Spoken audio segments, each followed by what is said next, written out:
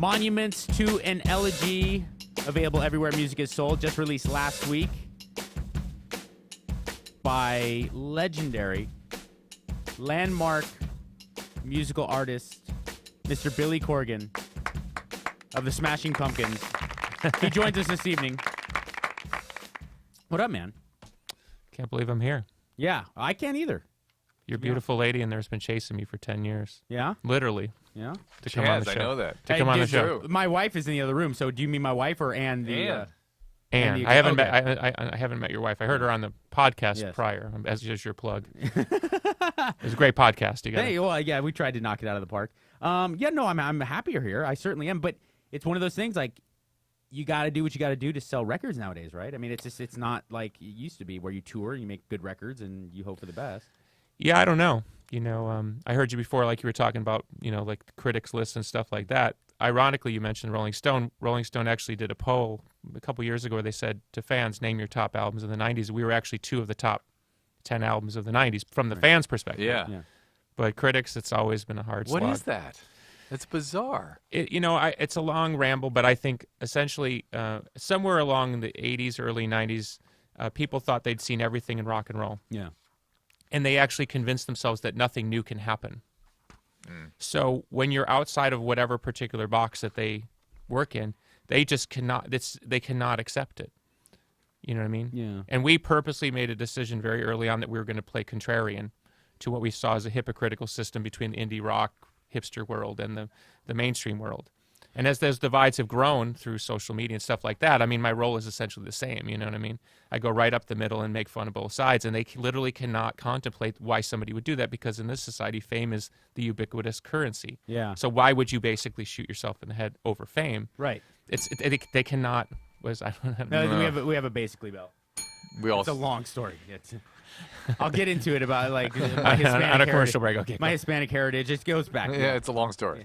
But you're getting at, and I think it makes a lot of sense. Is that if you're not Elvis Costello and completely in bed with the music critics and the artistic crowd, or you're not completely you're not Ted Nugent and you're totally about like bro rock and the fans. There's some weird space in the middle where you're not pleasing anybody, and it's just you're just making music that you like. But I would suggest that much of the country is in that uncomfortable middle. Right. They just like good music, and they don't understand the politics. But the politics at the media level plays out because there's winners and losers, and there has to be because that's the, I come from professional wrestling too. That's the sort of fight they want. Yeah. They need people to lose for other people to win. I mean, you know what I'm saying? You can't have a winner unless somebody loses. You bring up another point in that you've always been open about the fact that you're a fan of wrestling and sports and competition. And you, out of all the kind of the 90s era bands, it's you and Trent Reznor are the only guys that seem to be in that world where it's like you embrace the idea of machismo and competition in sports and stuff like that. And both of you, I think, kind of have lost like cool factor with the hipsters because of it. Do you think that at all plays a role? Because certainly the Spin magazine types, they're not into wrestling. They don't care about. I really can't follow that narrative. Yeah. I mean. Gross oversimplification. I didn't get into rock and roll to be like what somebody wanted me to be. Sure. I mean, that's so counterintuitive to why I was attracted to being in music. Yeah. My father in 1972 had, waist-length hair and earring in the wrong ear. Yeah. In quotations. Snakeskin boots to his knees. I grew up in a counterculture. So to me, counterculture is counter to the thing. Right. So when you look on TV and you see hipsters with twirly mustaches in the car commercial, okay, that's not counterculture. Yeah, no, you're right. That is culture. I am counter to the culture. I'm a contrarian. It's a really weird thing because I always was convinced, and I was very young at the time. I'm a product of the 90s. It's not counterculture. Yeah, no, you're right. That is culture. I am counter to the culture. I'm a contrarian. It's a really weird thing because I always was convinced, and I was very young at the time. I'm a product of the '90s, and I worship bands like the Pumpkins and Nine Inch Nails and all these bands. It was a rare time where the best music in the world was some of the most popular. You don't often see that. And it was a very small window. If you really look at it in hindsight, it was really about 4 or 5 years that it actually sort of manifested itself in the way that you're portraying it. But it was there, and it was like.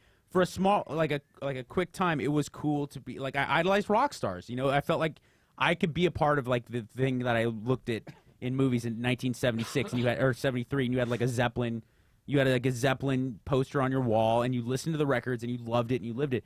I was a part of that, but I was always convinced that like there wasn't, like the whole movement of the 90s was that there wasn't this politics, and you didn't play the game. No, it was awful. It was just as cutthroat as anything. Right. Yeah. That was awful. I mean, yeah, it was. I look back now and I marvel at the fact that we survived that. Right. And maybe the fact that you have longevity and you have survived it is the fact that you didn't ever kind of give into that. You didn't play that. It may have cost you success in some ways, but it also may have contributed to longevity.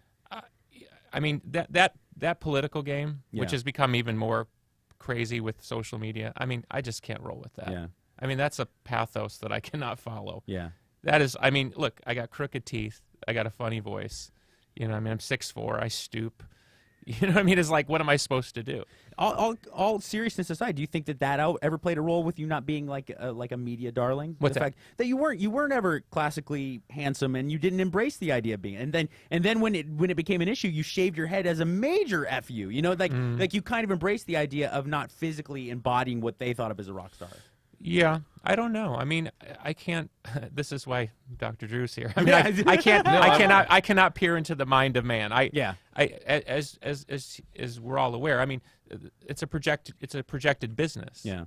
And obviously, at some point, somebody projected with me, and I embodied something, or I wouldn't still be here. But it's weird because culture sort of, again, has these winners and losers. But there's a lot of people out there who just they're right in the middle of that conversation. They just, you know, you can like Los Lobos and Nine Inch Nails. You know what I mean? It doesn't make you somehow disingenuous or something. Right. You know, you don't have to fly some flag. In fact, I would say you should fly whatever flag you want to fly. Yeah. And that's, but you know, that's so hard to do. And I putting myself out there, it was like within the last 5 years I was able to do that comfortably. You know, like I really didn't look at like, well, is that cool if I like this? Is it okay? Am I giving off the wrong vibe if I? Yeah, I wasn't until it was like 31 years old where I was like, I just like this, and that's me. I'm doing me. I think that world's coming. Yeah. You know what I mean? It's very slow, and I'll probably be too old by the time it rolls around. But I think that world's coming.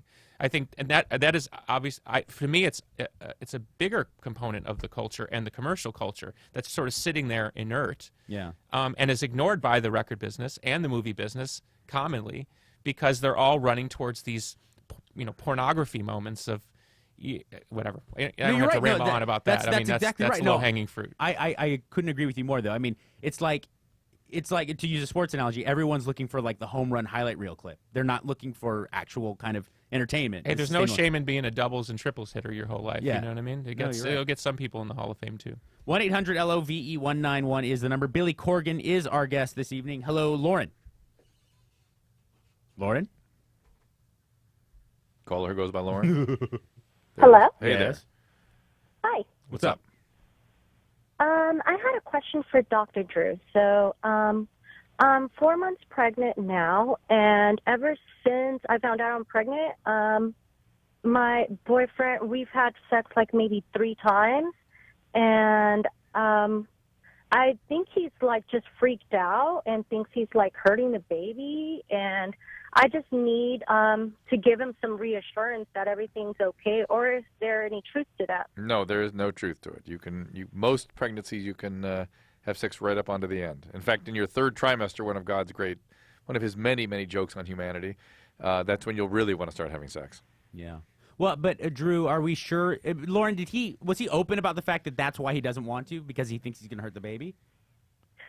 He has mentioned it, and then he's in his late 30s, so he's like, you know what, like my libido's not the same that it used to be. Like we used to have sex like twice a week, so now like going from twice a week to like, you know.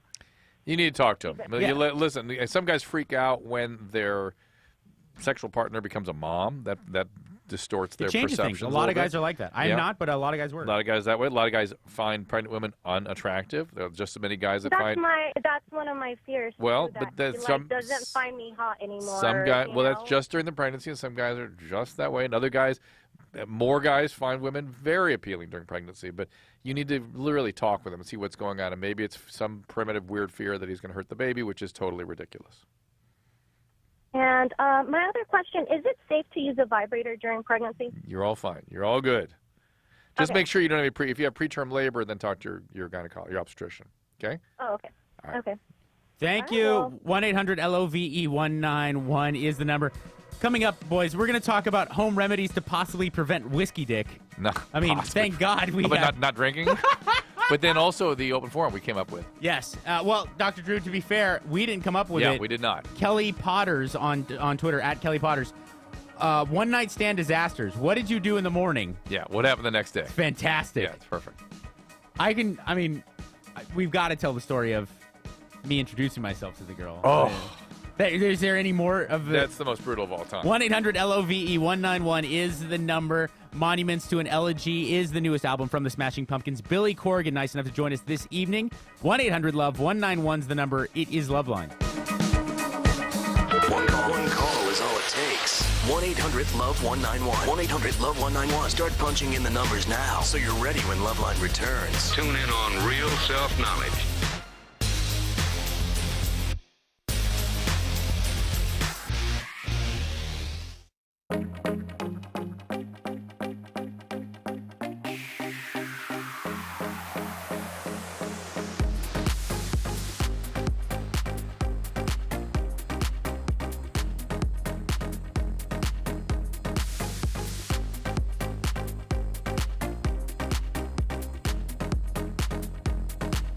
One 1-800-LOVE-191 is the number to give us a call here in the Loveline studios. Very honored to be joined by Billy Corgan of the Smashing Pumpkins. Remember, Monuments to an Elegy is now available everywhere music is sold.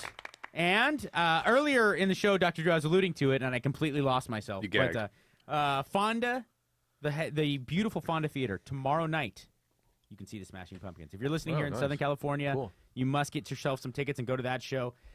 www.accesstix.com. All right, that's where you go to get yourself some tickets.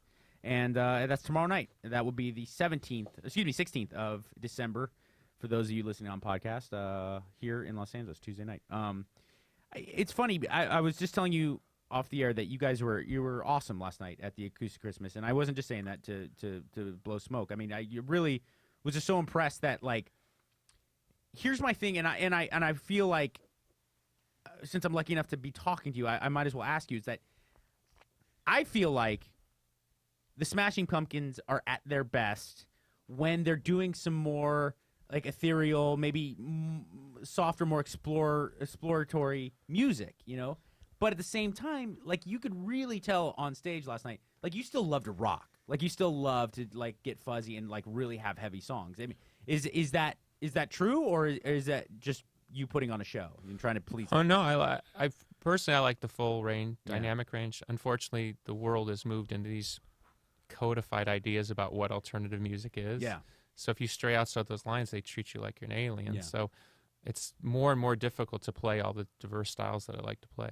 I feel like you almost are forced to play against sometimes what you even know are your strengths because you want to please people. You know what I'm saying? You got to please the fan base. Well, I got this reputation for being difficult, and I didn't think I was being difficult. So at some point, you're just like, well, okay. It's impossible to explain in 10 seconds because I don't want to bore anybody. But I don't know. I just the business I came into is not the business I'm in now. Yeah. It was a business of rebels when I came in, and it's now a bunch of pussies. Yeah. You know what I mean? That's fair to say, too. It And, really is. and literally, there's a point where it's like if you're the only guy on the corner waving the white flag, you know, Yeah. or the red flag or the black flag or whatever, it's like it's over. And- you know. And like what I really liked about the Smashing Pumpkins in like the melancholy era is that you didn't look at pop as a swear word. I mean, it was like you were happy to make catchy songs that people wanted to listen to No, on. it was great. It was a great opportunity. And now pop really is kind of a cuss. I mean, pop is crap, you know, at this point in time. I mean, look, I hang out with plenty of 20-year-olds in the business I'm in, and they do not listen to what supposedly everybody's listening to. Right. They are finding their own. I mean, you know, you look in their iPod, they're listening to Led Zeppelin and, you know, Arcade Fire. You know, they're finding their bands and their artists, and they're just bypassing the old systems. And the old systems seem kind of tone deaf, really, to that. Yeah. Yeah, it's unfortunate. 1-800-LOVE-191 is the number. Give us a call here. Billy Corgan again, our guest. Tyler, hello. Hey, what's up? What's happening? Not a whole lot. Just got back from across the country, so happy to be back in LA. Well, welcome back, dude. What's up? So, basically, just wanted to know, like, I enjoy a few drinks every once in a while, going to parties, clubs, bar, whatever, with friends, and, you know, afterward, just in case, sometimes, you know, you get to go have sex, it's all good. Sometimes, though, whiskey dick happens. And I'm just looking to see if there's anything I can do. Slogan, hold new on. slogan. Tyler, hold on. If we don't have those shirts made by Whiskey the end dick of the happens. evening, yes, Yeah. sometimes whiskey dick happens. All right, so, but Tyler, you say I like to enjoy a couple drinks every once in a while. A couple drinks do not lead to whiskey dick. Yeah, well, I know that. I'm not a heavy drinker either. Maybe is it that I'm sensitive to it enough, or is there Maybe, or we're something wondering. else I should be doing, or Well, we're wondering if maybe you have a loose interpretation of what a couple drinks is. Yeah. I usually don't drink more than 3 to 4 drinks if I'm at a bar or a club or something like that. Can I, Tyler? Are you having sex with people you're in love with or people you're picking up? These are just acquaintances. These are not people I'm in love That with. might be the problem. Yeah. Yeah. I might be a romantic, but No, you know, it's true. I mean- having sex with someone you don't really love might be the root of your problem. On multiple levels. Not only are you not as motivated to get into it, you're not comfortable. It's just some person you're kind of throwing it together for. That being said, and I agree with Billy, I agree with you, Dr. Drew. Don't you think a 24-year-old should be able to power through? Yeah, Not loving yeah, I mean, yeah, you're right. 24, you should be able to Right. power through it. But some guys are a little more sensitive than others. I wonder if it's more like 5 or 6 drinks, because then it starts to make sense. Yeah, well, it doesn't have. I mean, the thing is that I don't even drink that often. You know. okay, well, so, wait. The better question is then, have you had sex sober, and does that happen still? That has only happened once when I've been sober, and that was because the girl was not. Let's just say she was not as sexy as I thought she was when we so had that's back gotten in the sheets. So, back to yeah. Billy's recommendation that you be a little more Try having sex with people you're excited about having sex with. discriminating with whom you decide to have sex with. Mm. I know it's a shocking recommendation. I know it's startling to you. For sure. All right, dude. I mean, honestly, and look, whiskey dick has like there's many shades of gray with whiskey dick, meaning that there's you drink yourself limp, and then there's like your inhibitions are a little bit down because you've had a couple drinks, and then you take someone home that you don't really want to be home with, and then you get in bed with them, and you're like, I can't get it up. Yeah. So there's many like a gradient to whiskey dick. Yeah, no, you're right about that, and it's happened before where you're ready to go, you're all good, and then like after a couple of minutes, all of a sudden you just start going soft, even though it's all good and you actually want to be there. You know. Are you on any It's medication? a weird phenomenon. Are you on any medication? No, I'm not. Okay. All right. All right, dude. It's more of an emotional thing. Hello, Joel. You have a question for our guest, Mr. Billy Corgan. Oh, man, thanks for taking my calls, guys.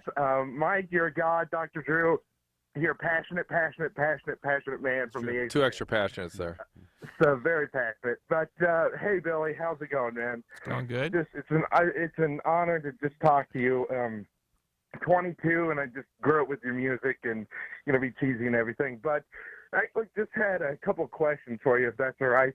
I live here in Kansas City, and I actually just saw about a month ago or so the band X Cops, and it was a small, intimate setting. They played maybe, I want to say 5 or 6 songs, and it was incredible. Got to meet them afterwards, after the show, and I just ran up to them and said, I know you probably guys have probably heard this a bunch of times, but what was it like working with Billy? And they just said, if you get a chance to talk to him, but he was phenomenal. They had the best words for you. It was amazing, incredible. And then I just wanted to I know I love wrestling. He loves wrestling. And I said, you'd go perfect with Billy. So was talking to him and asking about him. But are there any future plans with working with them, or are you gonna go out and produce more bands, or what's going on with that? Yeah, I hope to work with the X Cops. They just put out a new album that I was involved with. I'm actually maybe even getting into the management side of the business and trying to put together writers and producers and talent, because I think that there's a sort of a gaping wound in the music business for what used to be called A&R. So that's a good question. Thank you. What is A&R? Thank you, Joel. What is A&R again? It used to be artist and repertoire. So it's kind of basically, but back in the day, it was the guy who would manipulate you yeah. Into getting what the record company wanted. So he's like the liaison between Yeah, the he suits and- he acted like he was your friend, Right. but he was really there to get you to do what they wanted you to Gotcha. do. Makes sense. 1-800-LOVE-191 is the number. We got some questions about partying, Suboxone, marijuana, divorce. Dr. Drew, it's all the standard fare here for Standard. Loveline. And then the open forum. Oh, the open forum. Yes, that's right. Again, let me give credit where credit is due. Miss Kelly Potter, at Kelly Potters on Twitter, says, we should do open forum, craziest one-night stand morning stories.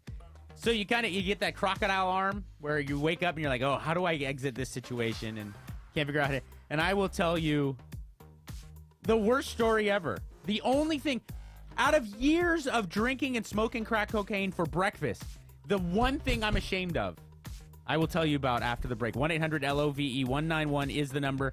Tomorrow night at the Fonda Theater here in Los Angeles, go to accesstix.com. Get yourself tickets to see the Smashing Pumpkins.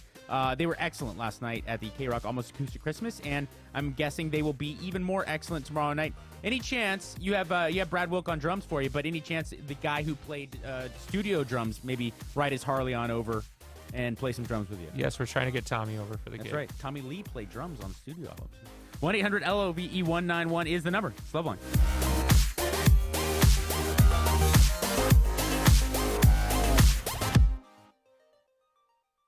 One call is all it takes. Exactly. 1-800-LOVE-191. 1-800-LOVE-191. Loveline's coming back.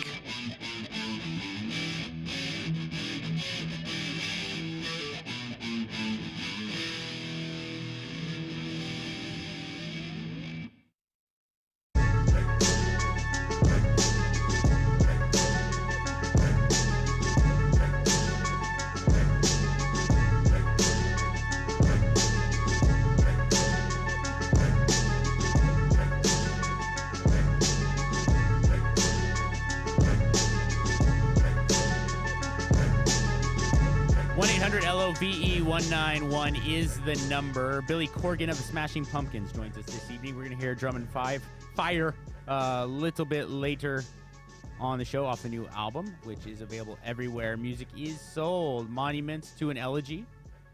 I was a huge Oceana fan, Billy. I thought that was one of the better albums to come out in a long time. And it was clear to me that you made that because you wanted to make every note of that. It didn't seem like you held any desire to, like, I'm going to make this to sell this record or get on this tour spot. That was what you wanted to make.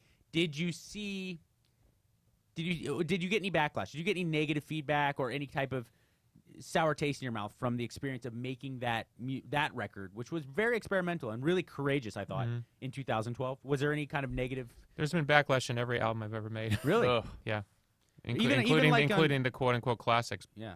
Backlash on every record. Now, is it almost a curse? Like, I'm sure there was, like, I have to fight to get to be accepted and loved by record labels and like the industry to get to there. Then you write Tonight, and then it's probably like, all right, keep them coming. Was it?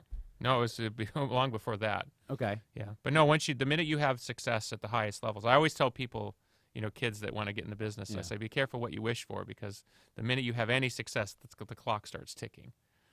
You know what I mean? It's really a weird. It's a weird because you're when you're coming up, you're so fixated on whatever's behind that door or whatever, what's over that hill, and once you get there, it's like, this is a lot scarier. Then does the gratification come just from people enjoying your music? Like, does it come from the fans and being so kind of impassioned by your music? Because it does seem like there isn't really any light at the end of the tunnel as far as commercially. When you talk about your experience, which has been quite legendary to say the least. I mean, 20 plus years of being an incredibly important band.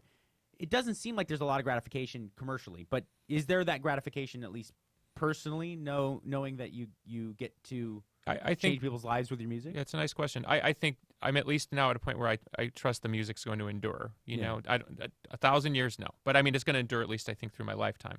Yeah. And I not a week or day goes by where somebody doesn't come up and say, I didn't jump off a roof because of your song. I got married to this song. My baby was born to this song. So you're interwoven in the fabric of people's lives, and that's a really honorable thing. Who do you think besides the Smashing Pumpkins belongs in that legacy where their music will last. Because I agree with you. I'm not just saying that. Are you talking about my generation? From our generation, yes. From our generation. You know, because there is a lot of bands that are looked at as incredibly successful and landmark bands of the 90s.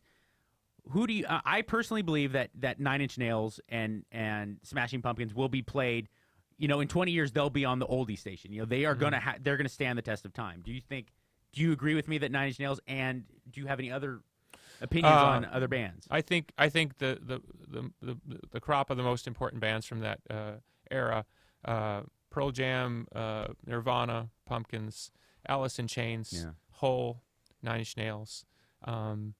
And you know, there's lots of honorable mentions, but I think those are the more influential bands that broke through at the other level, that sort of set things in motion. Right. Like, and you know, I'm not always in a hurry to defend Courtney, for example, but I mean, Courtney launched a lot of ships by being the sort of first female to kind of break that paradigm and then open it up, and now you see, you know, like, it's not even a question anymore. Where back then it was a question, like, what's it like to be a girl in a band with a guitar? I mean, it was such a stupid question. Yeah. So, and I'm sure I'm forgetting somebody, you know. Sure, but you know, it's fair to say too that Hole deserves a mention too, because I certainly don't know her anywhere near as well as you do, but through Loveline, I've gotten to know her a little bit off the air, and like she's so much more multidimensional than I think people even understand. I mean, she's so much more of an artist than I think she gets credit for. She's a brilliant woman. She's just crazy. She's just her own worst enemy. You're right. No, you're totally right. Crazy. I mean, she's batshit crazy in a good way sometimes, and in a bad way other times. Yeah. I just saw her, and she was the good crazy, so we're all good again. 1-800-LOVE-191 is the number. Again, we're going to hear some music in a little bit. Monuments to an Elegy is the new album, and at the Fonda Theater here in Los Angeles tomorrow night, that is the 16th. Go to accesstickets.com to get yourself some tickets. Hello, Katie. Hey, how you guys doing tonight? Doing well. How are you? I'm doing all right. So I was just wondering how I should go about finding new friends. I just have a little bit of backstory. I am 19 now, but a few years ago I was addicted to cocaine, and I had a lot of friends who were heavily into partying. I was about to say, no, you didn't, because I was addicted to cocaine too, and I thought I had a lot of friends, and you realize when you're not doing coke with them, they're not your friends.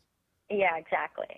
Well, at the time, I had thought that I had a lot of friends, and they were heavily into partying, and we would go out to clubs and drink and be up until, 2:00 p.m. the next day, and it was just a really disgusting, unhealthy lifestyle. Can I interrupt you? I'm sorry to interrupt, but how long have you been sober? Go ahead.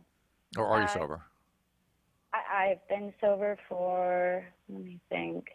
It's been about like a year and a half now. Oh, okay. Well, if it's been that long, then you can start trying to rebuild that.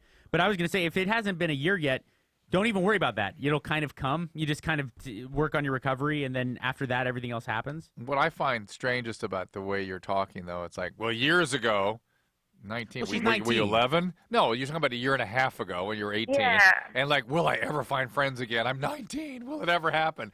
Oh, my goodness. Come on now. Yeah, he's right. But you're 19. But in her defense, she's 19, so a year isn't a large part of her life. But the point is that you'll find people, and you'll find them soon and fast. And you got many, many years of developing all kinds of rich friendships ahead. Once you involve yourself in a lot of positive things, you'd be surprised how many positive people come in your life. Right. It really is true. I'm sorry. Yeah, go ahead. Thing is. The thing is, so it was my boyfriend who really helped me come out of that lifestyle and told me I really need to drop pretty much everyone I knew. And he was right, and that is what, really catapulted me into changing my life for the better. And ever since, I've been extremely involved in school, and I go to a full-time college, and I work full-time as well. And for some reason, like everyone I'm meeting, whether it's at college or just, I don't know, through other people, everyone my age seems to just want to party and seems to want to get out and go get drunk and But isn't that hang out with? Oh, sorry to interrupt you, but isn't that a lot of your peer group? I mean, that's sort of the age for. Yeah, exactly. That's my problem. Well, then you just got to kind of wait it out. Look, I was 21 when I got sober for good, and sometimes you just gotta. That's the part of it that's uncomfortable. And I mean, I wish I could give you a better, more clear-cut answer, but there are gonna when something's very valuable, sometimes you have to suffer to get there, and there's I still think you're probably being attracted to and by the wrong kind of people. You're still in it a little bit. And if I can make a suggestion, which maybe seems a little bit outside the box, when I was 18, my stepmother asked me to volunteer at a old folks home, and I would just go and sit and talk to these seniors. Some of them are senile, and a lot of times their kids wouldn't come visit them anymore. And I look back very fondly on that time, because it was one of the first experiences I had where I was making relationships with people based strictly on goodness and humanity and just common interest. Right. And just a place of love, as opposed to, am I valuable to you? Are you valuable to me? And that's unfortunately a lot of young relationships, they break down into that. And so that's kind of, I think, where you're suffering. Yeah, it's just Right. stay No, with. that's a great idea. See, people that you wouldn't normally be attracted to or by is who you hang out with. You want to experience yourself, as we say, through a new pair of glasses. That's where real rich relationships will grow. I read in some of your bio stuff that, Billy, that your stepmom was a important figure in your life for negative ways. Is that true, or is that? Yeah, I mean, it was a very difficult, and there was a lot of abuse in the home, and yeah. So was it emotional abuse, or was it physical abuse? Or? It was physical and emotional. Yeah. And yet, how interesting that she's the one that also came up with such a rich idea. Was it to be obnoxious that she did it? No. I think there. It's a lot of times when you're dealing with very complex personalities, as you know, it's not all bad and it's not all good, and that's part of, in many ways, part of the healing I've gone through is to accept that. To see all that. Yeah. Billy, I have to say it was really an honor having you on the show, and you were a great guest. You're welcome back anytime. Please do come back next time you're in Los Angeles. And speaking of being in Los Angeles, he'll be at the Fonda tomorrow night with the Smashing Pumpkins. Fonda Theater. Go to www.accesstix.com. That's AXSTIX.com. Get yourself some tickets to see the Smashing Pumpkins at an excellent theater here in Los Angeles. And that is tomorrow night. Remember, at Smashing Pumpkins on Twitter. Monuments to an Elegy, available everywhere music is sold. And we're going to hear drum and fife a little bit later tonight. Right now, it is time for the open forum, and unfortunately, time to say goodbye to our guest, Billy Corgan. Thanks, man.